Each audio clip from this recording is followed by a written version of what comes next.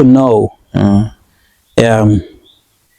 When I was in Abuja, they were shortening my name from Sabelo to Sabi. And they say that for them, Sabi means to know. Yes. So they nicknamed me Sabi as somebody who knows or who's a knower. So like a guru. I like that. Yeah. So that's your Niger. That's my Abuja name. In Yoruba land, I have a different name. Oh, okay. So I collect names. I mean, that's good. I mean, we're all different aspects of a multitude of things. Correct. Like the metaphor behind Saobola. And also in my native tongue, More, we have a word similar to Sabi. It's Sambiga. And this means, like, for example, my fellow. Like fellow countrymen. Okay. Yeah, Biga mean like child. Sambiga. Yeah. Okay. Fantastic. When I did my Ifa initiation last year, normally every child, if we were still continuing the tradition, every child that is born into a Yoruba home, like this naming ceremony thing that we do, what we call pastors, is the priest that comes, and then they'll find out the child's life path. Oh. And they do divination for this? So okay. Either 3 days after the child is born or 7 days after the child is born. Okay. So they ask, what did you come here to do? What's your duty like? What's your purpose? What does your Ori want you to come here to do? And then whatever comes out is how you must guide the child up until the child has now gotten to the stage where he also has his own child or she has, and then you continue that way. Okay. But unfortunately, it didn't happen. And then I had to do it like a rebirth. I had to do my initiation.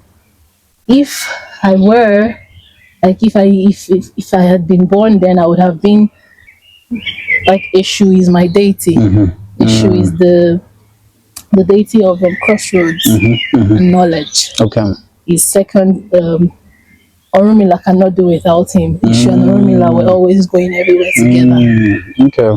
So Eshu is my patron, ancestral patron, but my family patron is Obatala. Okay. So one beautiful thing about the Ifa tradition is that if a child is born into a family of Ogun worshippers, and they find out that child is not supposed to be an Ogun worshipper, they don't force it. So they now look for, maybe if the child is supposed to be a child of Eshu or Oshun, so they look for the nearest family. That's an Oshu family. That is Oshun family. So they take the child there. So there's no possessiveness. This, my child, my child. The child is still yours, right? Yeah. But you know that this child has to learn the Oshun ways. It's about like aligning like the child with divinity. Yes. So you take the child to the Oshun family, they should teach the child in the Oshun ways, because this child is, a child of Oshun. There's nothing we can do about it. Yeah. So the child is integrated into that family, so that there's that equal exchange according to what the child came here to do. And there's complete trust that the other people will raise your child well, and that in fact they are better placed to raise your child, so that the child is properly aligned. Yes, with his Ori. Right. That's powerful. Yeah. So my deity is Eshu, and anytime I do like any veneration, I have to venerate Eshu. And then I'll still venerate Obatala because it's my family patron, but Eshu is my personal patron, so I cannot do anything without seeking Eshu. So I got a name, and the name Salube. So I'm not like Yeye or Salube. Okay. I thought it interesting. I was like, okay. That's powerful. Salube. Salube. And what does it mean? It's one of the odus. Okay. In the 256 Odu. So one of the Odus. So when they bring that Odu out for you, they would they recite it's like a reciting Bible verses over a child. So you recite the verses, whatever the verse is the storyline of how the previous people had how their journeys. So when they recite that story to you, you're now they'll tell you the things you're not supposed to eat. Oh. They'll tell you the colors you're not supposed to wear. That is against your. Wow. So when they give you these things, so these things will make you have longevity. So you know that it's not every food that you're meant to eat. So when you eat the food that will nourish you based on your ori and all of that on earth, you would live a fulfilled life. It's not like you won't have problems, but it will be easier for you to navigate. It makes sense because everybody is wired in a unique way. So, based on your unique makeup, there are some things that are for you and there are some things that are not for you. So, in a scientific way, it actually makes a lot of sense. You have, in order to know what's best for you and all aspect of things, you have to be aware of your unique you know your unique makeup, your unique the way your organism has been wired. So yeah, it's beautiful. I wish I had input it this way to make it your journey would be faster and easier to navigate, because it is a known fact that when you're coming to this life, you're coming with both evil and good. That's what they call the in Yoruba. The placenta is called the EB. Okay. The bad thing that comes out with the child that must be cut off, and buried. The child must not know where it's buried. Okay. So when that placenta is buried, the child now you've cut the cord. The child goes this way, but the EB is still there on earth. So all of those things, all of those knowledge that they have to prevent that EB, because it also has its purpose. It came with you, so it would prevent that EB from also it has its own life. So you people will not clash. So you would find it easy. Not like you will not have difficult times, but the things that have been done to activate your egbe, you have your spirit guides, you call them egbe. They would now be helping you in your dreams, through people. They've been assigned here with you on earth. There's nothing you can do. If you're now an active partner, if you're an active member, because before you came, you had your predestined. You already agreed. This is what you're coming to do, and you must meet up with that agreement. Else you come back to repeat it. There's always a repercussion for So all those things that they're meant to do for you will help you to remember, because you might forget. That's fascinating, because in some cultures, when a child is born, the umbilical cord is also cut off and it's interred into the ground also, but it doesn't have the meaning or association with bad things or evil things. It's a way of connecting the child to the land and to the soil, to say this is a part of you that wherever you may go will always keep you grounded and connected with this soil. So when people ask you where you're from, it doesn't matter how long you have lived away from your village, you always mention the place that you were born or where your umbilical cord is interred into the ground. And for us, because it's associated with fertility, it will usually be done under a kraal or under a tree that occupies a significant place for the household. So this could be like the tree that shades a huge part of the ground, and that every time we sit underneath this tree, it's connected to our being. Or the fertility connected to the kraal, that's where the cows sleep. And the fertility of the cows and your own fertility from birth are also connected. So it makes people's relationship with nature to be quite personal and deep in ways that even if you keep moving around, what really matters is where that umbilical cord is, because it grounds you to a particular place, and that's where you say you're from. Yeah. So it's fascinating that these practices are consistent in a lot of ways across the continent.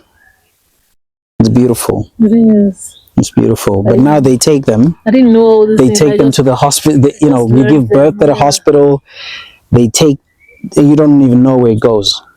It's not even that. Like the way that women give birth nowadays. I mean, we had a conversation. It's like, how can I say it? It's anti-traditional.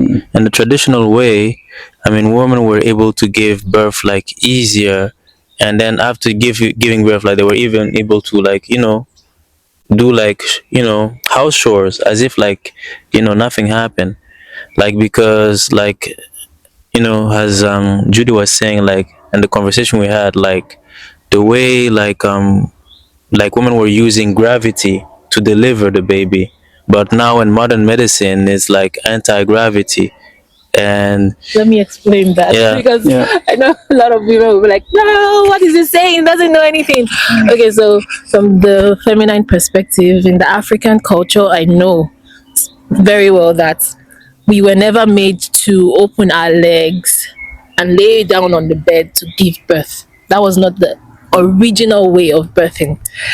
You either go on all fours on the ground or you squat. And then you have the midwives, and then, you know, helpers, at least 3 women or 2 or 3 women with you, so they catch the baby while the baby's coming. So that way you don't even have to labor for so long, because that movement of that positioning makes it easier for the baby to just slide out.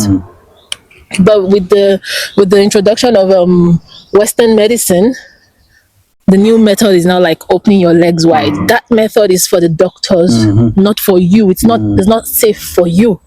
The doctors want to be able to have a proper view of what is happening in there. So as the baby is coming out, they see, because you are medicated already. So they trust so much in the medication that they've given you that nothing will happen. So they don't care about your comfort so much, because that position is not safe. It's not comfortable. If it were comfortable, it wouldn't take so long for some women to deliver a baby. Some women labor for two days. It's not normal. It's only on very rare occasions. And the African method of midwifery, before they can even allow you to go through that process of pushing and birthing, they would ensure that the baby is not breech. They have some massages, they'll reposition the baby, they'll give you something to drink so the baby's head turns. And then, you know, we never had cesarean sessions in those days. Cesarean session was as a result of, you know, Western medicine, because, you know, so there were some difficult cases that they couldn't handle the African way. So this was their own method. Cut the stomach open and bring the baby out. Most of the in those days, most times cesarean section saves the baby and the mother goes. It's always like 50-50. But now they've, you know, innovated ways to make it so the mother and the baby survives. Cesarean section was never an African method of birthing. So now we've accepted these things as norms. And I know a lot of women will tell me, oh, what this thing I'm saying, I don't understand, like, you know, because they would rather take the medication. They believe it's better for them. It doesn't make them go through anything. They don't feel anything. But normally, if we were doing it the African way, you're not supposed to even max maybe 30 minutes, you're done. And then the baby is out, and you're bonding with your child, you're breastfeeding your child, and then you have a community of women too that will take care of you before you can go out to the world. To the world, it's a rite of passage, and in a shared moment. It's not seen that way now because it's a medical thing. No, birthing is not just anything. It's a spiritual experience. You're birthing, you're in between worlds as a woman, and then the people that are with her, they're also helping her to birth. So it's a spiritual experience where they make sure that this baby must be delivered, or these babies must be delivered successfully onto this world. So that moment it's sacred. There's still some cultures, even to this day, that would prefer to do a water birth. Yes. So that the child is not shocked. Because to move from a womb to a place full of people with lights and all of these things that are in hospital can be quite shocking to a child's system. So the water birth is meant to ease the child into the world. And a lot of people have water playing a very important spiritual role in their practices. So much so that certain people are not allowed to go to the water if they haven't done certain rituals or rites. So, yeah, I can think of a couple of examples where a lot of what you said resonates with our culture as well, because we have something that is also a period of about 3 months after a child is born, when nobody from the outside is meant to see that child, including the father. So it's only the mother, the grandmothers on both sides. If there's one, then the one will do, and elderly women who will, as you said, go and be there to support you, because, especially if you're a first-time mother. And yeah, so you live with these people in this place. We call it Efukwini, and you just don't leave there for 3 months until your child's forehead, we say that the forehead needs to be strong. And when the forehead is strong, then the child can go out and interact with people in the world. And that's also where they get to meet their father and other men and other people. But for those first 3 months, a child is brought into the world completely surrounded by feminine energy to ground them. Wow. Yeah. Because it's men are in charge of the material world, while women are in charge of the spiritual world. That's what I see it as. That's how the collaboration was meant to be. You men are in charge of, the provision, like in the African way. Before capitalism and imperialism came, you men were in charge of going to hunt, to bring the food, and the women transforms these things from raw material, transforms it into a beautiful meal where the whole family can share. And then also in the birthing process, the man, he does his own part, and then the woman now goes through a process, a cycle. It's not just the man does his part maybe one time and that's it, but the process of carrying a child for 9 months, some 10 months, it's like a bonding moment with the mother and the child. Like at that moment, your blood, your health will determine the child's health at that moment. If you're not sound, if you're not well, the child won't be well. So everything revolves around you at that moment, while the man goes to bring food that you and the child will eat. Because you're not normally in the African culture, you were not meant to struggle so much. Especially when you're carrying a baby, it's not something that you like. Now I see how capitalistic it is, and pregnant women go to work, they do hard labor, and that's why there's this disconnection, I feel, with things, especially for us as Africans. Like you see a pregnant woman hawking on the streets in the sun. Yeah, it's not supposed to be that way. No. Yeah, I think it's quite evident throughout the continent that the attack on the African family as the first organizing unit of society is something that was very important for the colonial project. In South Africa, right up until the last few decades, we still had families being torn apart. The men would go and work here. The woman, if she's not able to join, she will stay in her designated homeland, which was also constructed by the apartheid system for the most part. And the children wouldn't be with the father, and in some instances, both of them would have to work, and the children would now be left with the grandparents. And so you have a generation that's missing in between. You've got the very young and the very old, and the people in between are missing. And so we can just imagine what happens in a society when an entire group of people in the middle is missing. I mean, it's very critical because you don't have the masculine and the feminine energy to guide you to be a better person. Because I mean, both energy were necessary to create a new being. So also to nurture. Yeah. So by and growing up, you also need guidance from these two energies, right? I mean, when it comes to South Africa, I don't know myself very much. But for example, when you look at the US, like the USA, the black family, how most people grow like in a family where there's an absence of the father either being in jail or the father being killed, and you see a lot of children growing up like single moms, or as you say, with the grandparents. That's they grow up just surrounded by the feminine energy, and they don't know what the masculine energy is like. And when they will go at school, they will try to know what that masculine energy is.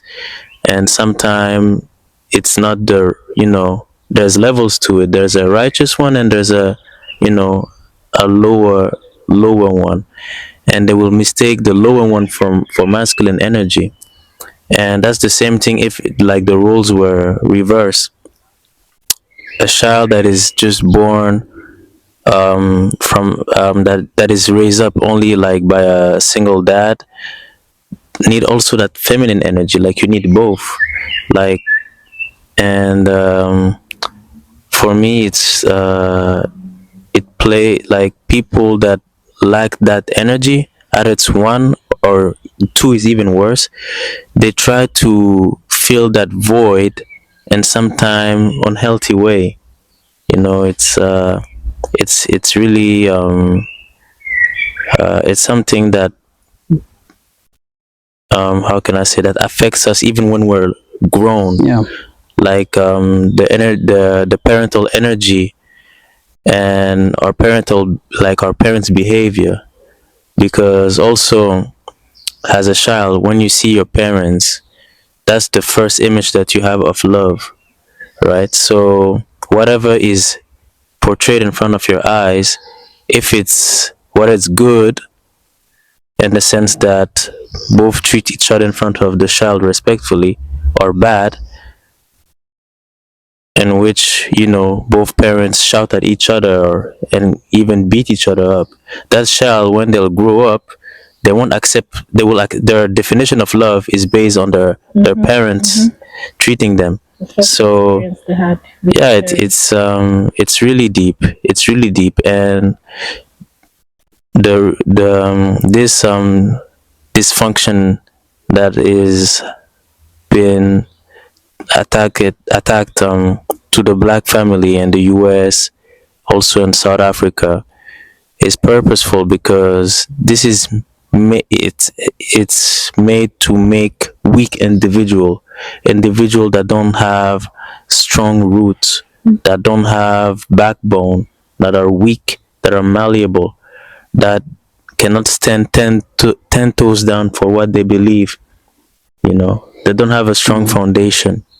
And the family is just the beginning, right? The foundation. It's the foundational one, because as African people, our way of life was inclusive of so many institutions, the family being the most basic and the primary one. But there were many others that were beyond the family, and even those were also affected. And so when we look at how purposeful the destruction of the family was, we're also able to tie it with other institutions that were also destabilized in that. I mean, just earlier we were talking about a naming ceremony, and that's not something that can just be done between your two parents, because for us, the unity between people in a marriage is never between just these two people. Of course, right? of course. And so already you have a certain sense of family that does not neatly tie well with Western notions of a family. We didn't take our grandparents away to old age homes, for instance, because we believed in their wisdom right here in the home. Yeah. And they were also an integral part of what we considered a household. Right? So the breaking of something as important as a naming ceremony for a child also means that the institutions that are meant to be overseeing divination are also broken. Yeah. And other institutions that are now taking up that role are doing it.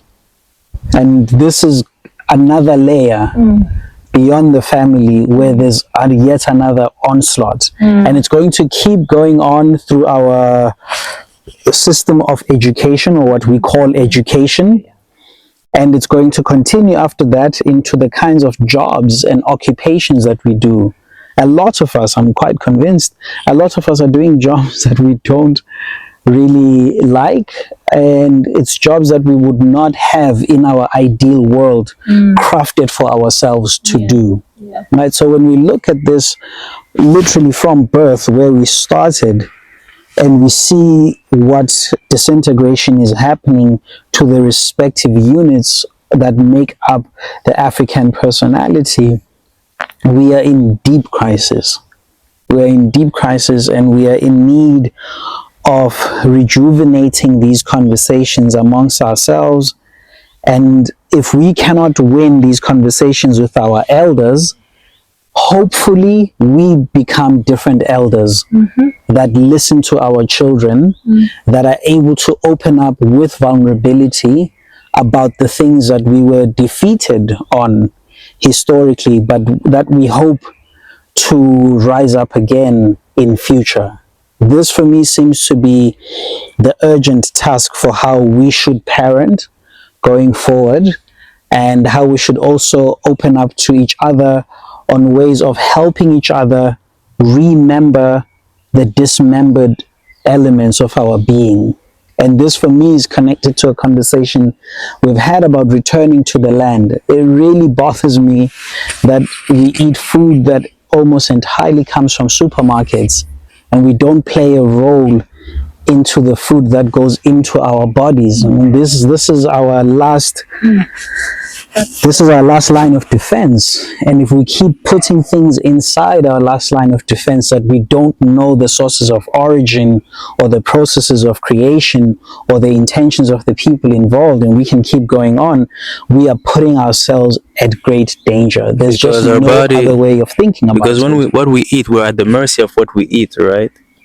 So in order to operate in a functional way, in a productive way, like you have, it's in relation to what you put in your body. What you put in your body is your fuel. Because your body is the shell that carries the soul.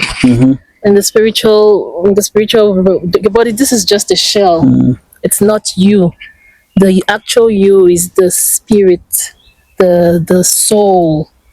And then if this body is not, you're now in the physical world, in the material world, and you need to function in this world as well as you need to function in the spiritual world at the same time. So if the body is not sound, there's no way you can function. You won't be connected. You're not in tune. So that's the disconnection is so it's deep, very deep. Yeah, it's very deep. So what's the way forward? What do we do? How do we? Yeah, we're talking. I mean, talking about the highlighting this, like exposing or bringing it to the light, the problems. There's a different, like, I usually use this term when you go to the hospital, right? You have a sore that is decaying. The only way to make the sore or the wound heal is to open it up, dig deep within. And it's a painful process, but it has to be done. Else you just keep walking around with a limp all your life, and it smells, it rots. It doesn't just rot to you, it rots to every other people around you. Everybody smells it. So you're not useful to yourself. You're also not useful to your environment, to your community. And then you go ahead all your life with with this limp, this pain, this sore, this wound, you don't go to heal it. So that's how it is too. When if we don't have these conversations, which seems like, oh, it's a repetitive conversation, but if we don't open up the wound, identify that there is a wound in the first place, and then allow it to heal, open it up, go through that ripping of the band-aid, taking out the rot, so that new cells can regenerate, new skin can come up.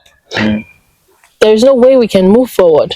I wonder, with this metaphor, I quite like it, but I wonder if we are not already the wound. I wonder if we are not already too penetrated, too open, too cut up by all the things that have happened to us, and that our responsibility right now is to actually close up and heal from within.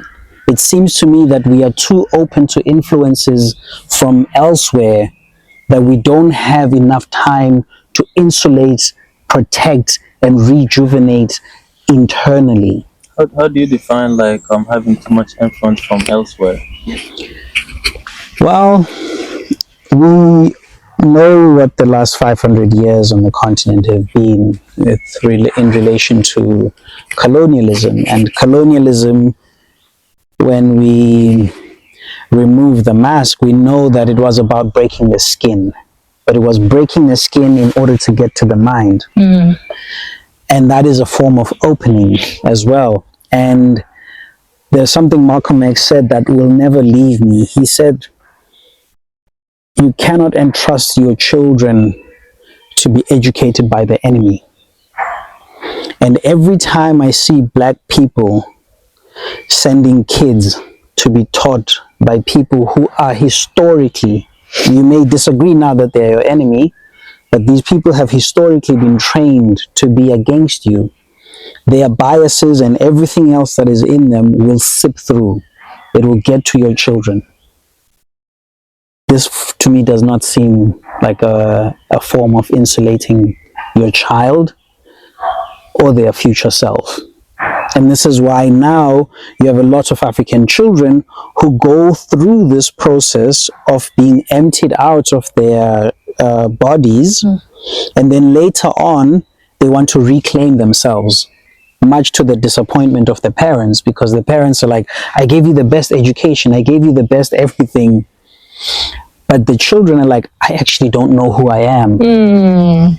I want to connect with myself. These kids know intuitively that there is something in them that is missing. They have been moved away from themselves with every single grade that they have passed. And it would seem unintelligible to their parents when they say, I actually want to come back here. Their parents will be in absolute shock. They're like, we took you out of this poverty or this misery, of this backwardness, and now you want to come back to it. Right? And that for me is also important, and those children need to go through that process. If this is the moment for your parents to wake up and realize what they've done, then so be it. It is necessary for you, and it is also necessary for them. So, as I said, it seems to me that we have been too open as African people. We have been too vulnerable. The past has been oozing out of us for too long. So we need to, on the contrary, if I may offer a provocation, to actually close up and heal from within. Interesting. We need that solidarity with each other to heal from within. The fact that we have been trained and taught to undermine one another, that's a wound. It comes from the outside, but we're not going to heal it by opening up ourselves further.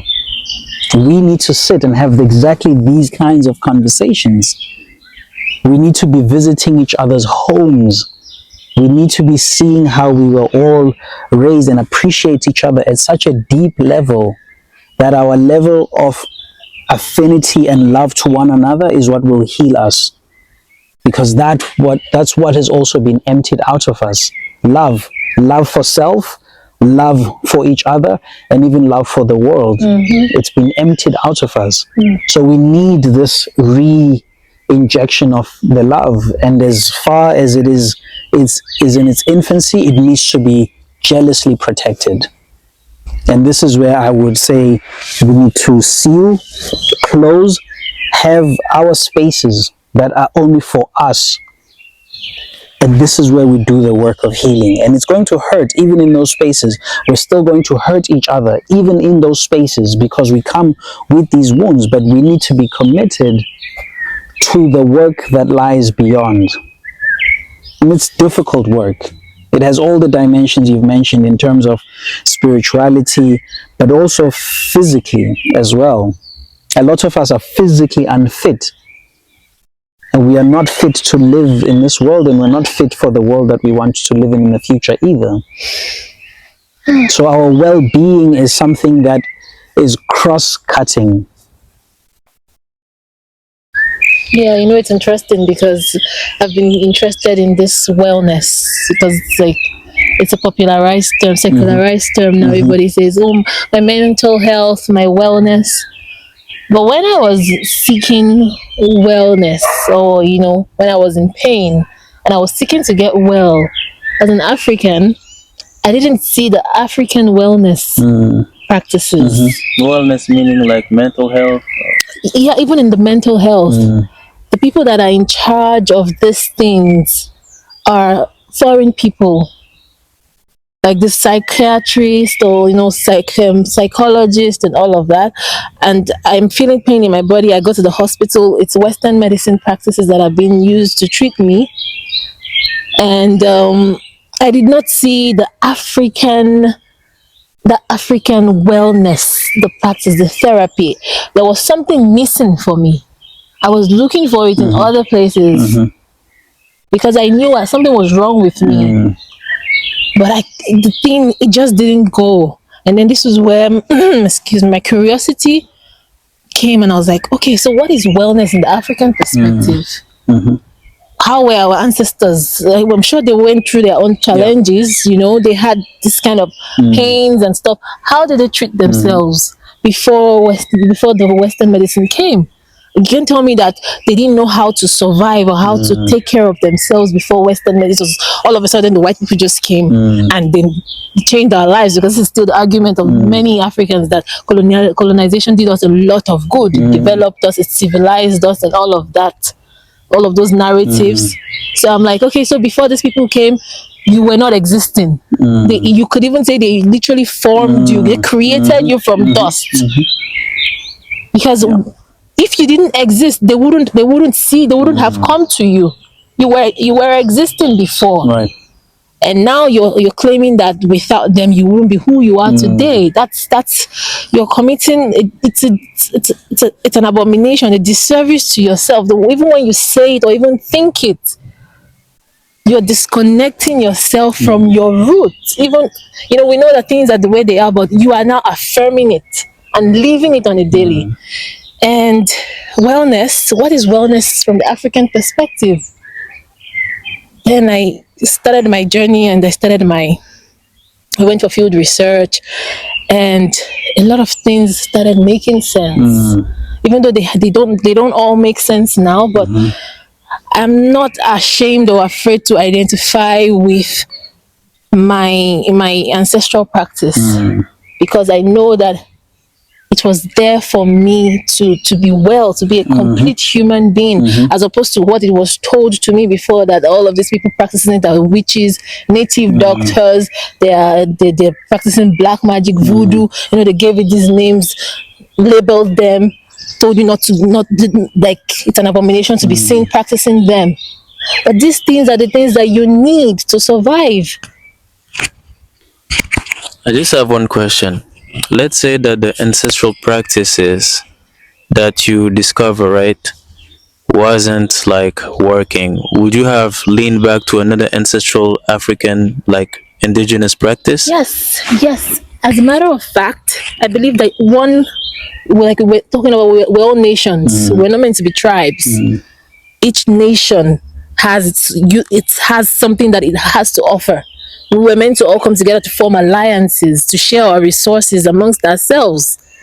So if what you're seeking is not, you don't find it in your nation, it's normal for you to go elsewhere to seek to get well. But within the African, that spirit, that Ubuntu, that conscious, that Africanness, because we are like our roots, we are all connected. But now we are going to, we've given it to someone or other people. So now we are calling on other people's ancestors to heal us.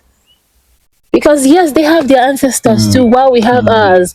So we're calling on other people's ancestors to heal us. This doesn't make sense. And these ancestors we're calling, they don't even have the kind of names we have. They don't look like us. They don't have that. They didn't live our lives. So they can, when you call other people's ancestors, no, they don't, and they won't answer you as much as they would answer their ancestors, their descendants. But when you call on your ancestors, it's instant. Because they also want to survive. That's why they birthed you. Even though they are no more, they are still protecting you, because you're meant to survive. You're also meant to birth. You're like the trees. A tree dies, the regeneration. That is what you're here for. But now you don't even know how to call on your ancestors when anything is wrong with you. You've been taught to depend on other people's ancestral practices, ancestral beliefs, and how are you expecting to get well? It's only going to be on the surface, but it's not going to run deep. Yeah. The question of wellness is a central question to our being. When we talk about well-being, the question of wellness is already involved in that. And we talk about being, it's a word in action.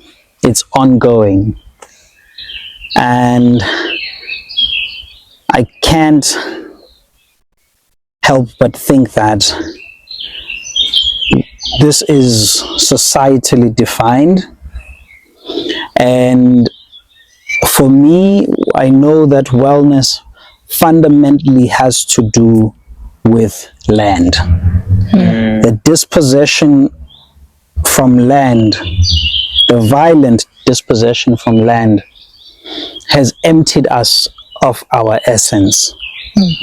In our traditions, when you move into a house, you're supposed to slaughter and invite or make your ancestors aware that you now reside here. Any dreams or messages that they want to send to you, they can now find you here. Like a postal. Exactly, a GPS for the ancestors, right?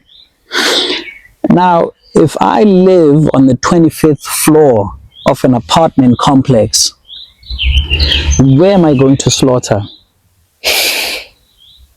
How many people of different clans, cultures, nations do I live under or live on top of me?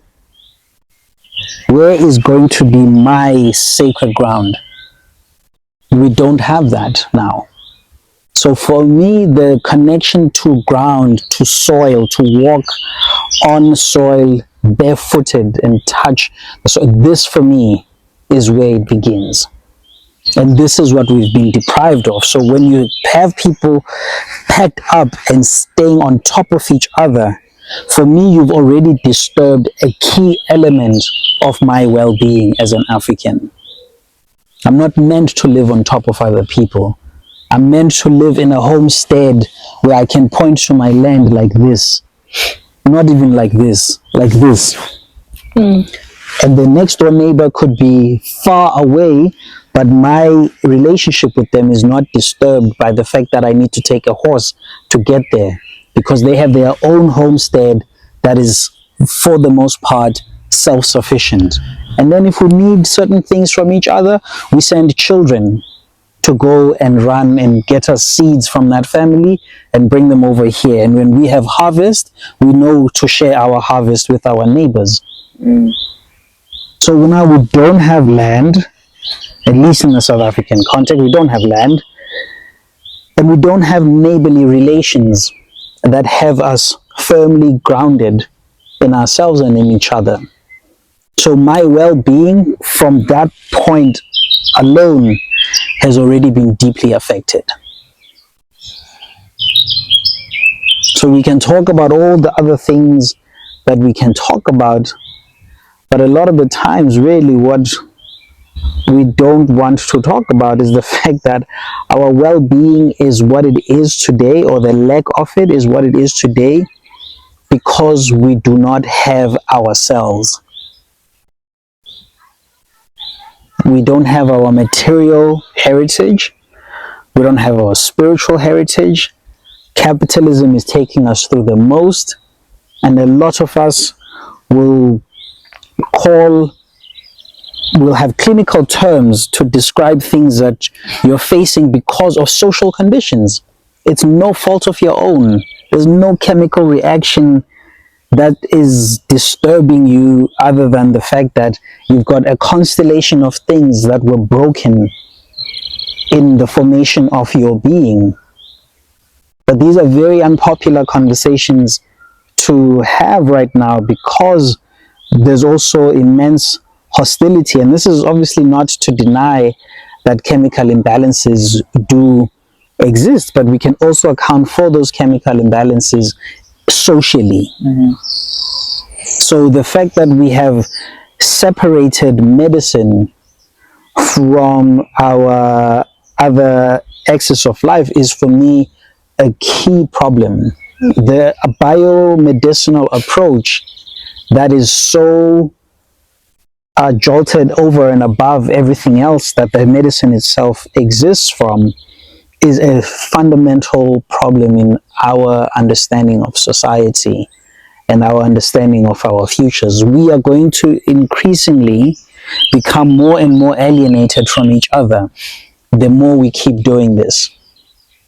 So for me, the question of being is one where I personally am connected to land, and I'm connected to my neighbors who also have land, and we are connected to each other through community building and exchanges. This for me is at the very basic, the most fundamental. Yeah, but in this present day, with the population, that's one reason people started building, all these tall buildings just to save space, and then that they'll be building roads and driving cars, expanding the road for cars, all these capitalistic things, and and now people are beginning to say, oh, let's plant trees. Because now people they're beginning to see the importance of trees because of global warming, climate change, and all of that. But you cannot automatically expect to see magic happen now that you're planting trees. The building structures are still in place. People are still packed up like sardine in a can together, expecting them to. In Lagos, I believe even in West Africa, we had this heat wave before it started raining. Where everybody was complaining. The air you were breathing was the humidity was so dense, like you couldn't breathe, and you can even breathe your next. You can know you are breathing your neighbor's air. People are breathing each other's air. There is no space. There's no ventilation. Yeah, and again, for me, this is not a question that is divorced from the other questions that we spoke about earlier, because when we look at the spatial arrangements that we call African cities, it seems to me that they are cities that are in Africa, but I doubt the extent to which they are African cities. They don't emanate from how we build, just at the level of architecture. Second, at the level of design. This thing of living on top of each other, this is not what we do. Right? So the concentration was done because African cities, as far as colonizers were concerned, were meant to concentrate labor in order to facilitate the colonial economy that was extracting resources, take them to the border, and then ship them out. And this is also why a lot of our capital cities in Africa, if you notice, are neatly on the coastlines. This is not by accident. Yeah. These places were identified as places where you can take things from the interior, bring them to the place with the shore, and then ship them off. So the concentration of human beings in those places do not emanate organically from how the local people would have planned to live. So we can still build African cities, but we have to demolish the things that we now call African cities, because like decentralization, right? Spread things out. Yeah, because that's you don't have to have a city that is just here and then elsewhere it's the hinterlands. And people you can do exactly. You can spread things out so that you reduce the need for people to come and move to places, and you produce economies everywhere. Because so this mentality of great accumulation, great concentration, great control, this is all part of this inherited heritage of people who came to build cities in Africa for extractivist purposes. And we are continuing to inherit these without critically reflecting of what would a city look like if we built it from our natal position. If these cities were outward manifestations of what is inside of us, what would they physically look like? And I can assure you, they would not be in square boxes. Sure. We're not square box people. True. I would also like to...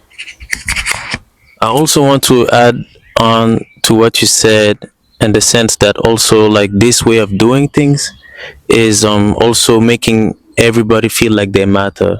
Because you know how a country can be sovereign if the people that are, you know, the people that matters are only the people that live and the main capitals. Because the people that live in the periphery, sometimes they feel like they're not citizen of the country.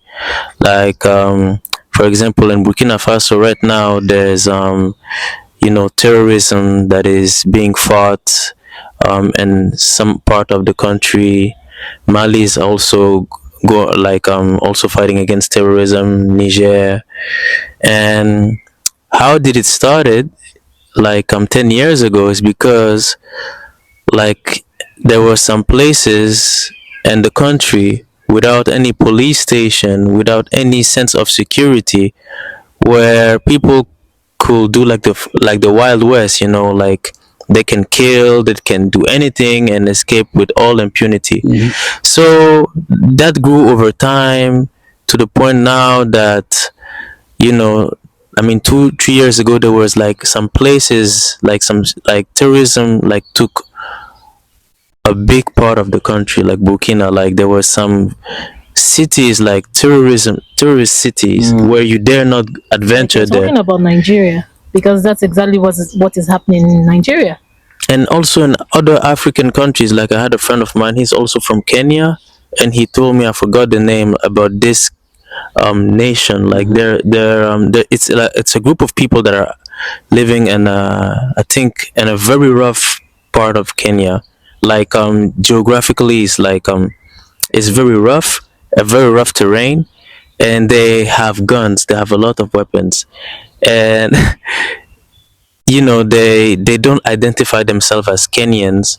They just live themselves like the way they want to live. And military has been sent there, but they got killed by these people. And they were like, yeah, we don't identify because you don't value us.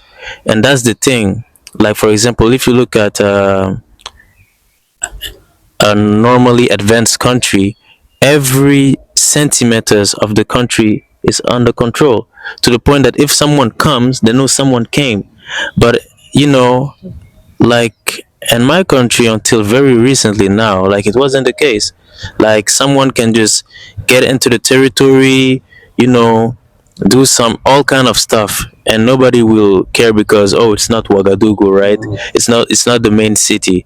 And to also go back again to what you were saying, to piggyback on what you said about the centralization of cities, that's a colonial heritage.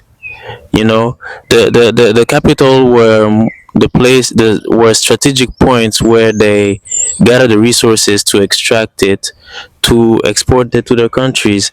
And now we are, you know, adopting that heritage politically, and it creates a lot of problems where nations also put themselves in the mix. People from different areas of the countries also put themselves in the mix. And also, if you look at like every African country is like it's still the same problem. Like there's this thing: Northerners, Southerners, Easterners, Westerners. Just tribalism, bigotry, ethnic rivalries that were not created by us. Yeah. These I don't know, these terms, ethnic groups, these were not our terms. But to add on to that, lastly, I feel like a decentralization of the importance of city, like making like each city like a reflection of how we see it, like the same effort that are put into building like the capital. And if it was spread out to like every part of the country, like I think this kind of nonsense will eventually go away. That's how I see it. If we lived in a village and I said to you, don't farm in your lands, all the food is going to come from my portion of the land. So the rest of you, you don't farm, you wait for me to farm and harvest. You don't do anything on your land, or that because you're not doing anything with your land, I'm going to take your land away from you. And you only eat because me as the central provider, I now say it's time to eat. Would this be sensible? It wouldn't be. So if it wasn't sensible there, why is it sensible in the cities? Why have we rendered so much of our power to the supermarkets? Why aren't we fighting for spaces, or what we call the commons, in the cities themselves? Why aren't some of these trees that are now being planted in cities, why aren't some of them trees for food? Right. If you can grow these trees that don't produce food, you can definitely grow trees that produce food. Right. So why are our streets not lined up with guerrilla gardening that produces food for people for free? Yeah. Like all of this, I remember growing up, before they started demolishing and building houses, you could, in each compound, you would find a tree, a fruit-bearing tree that the children, sometimes they plant it outside of outside. So when we close from school, the fruits would have dropped on the floor, and then we'll pick, the and easy then we'll pickings eat, for the children. then, we'll take souvenirs home. You can't find that anymore in Lagos. Yeah. You can't even find people intentionally creating a space for a tree, maybe an orange tree to grow, so that when it's time, when it's in season, other people would eat from it and be merry. Many fruits have gone extinct. So for me, this seems to be something that is not very sensible, but we participate in it, and we need to really critically look at ourselves.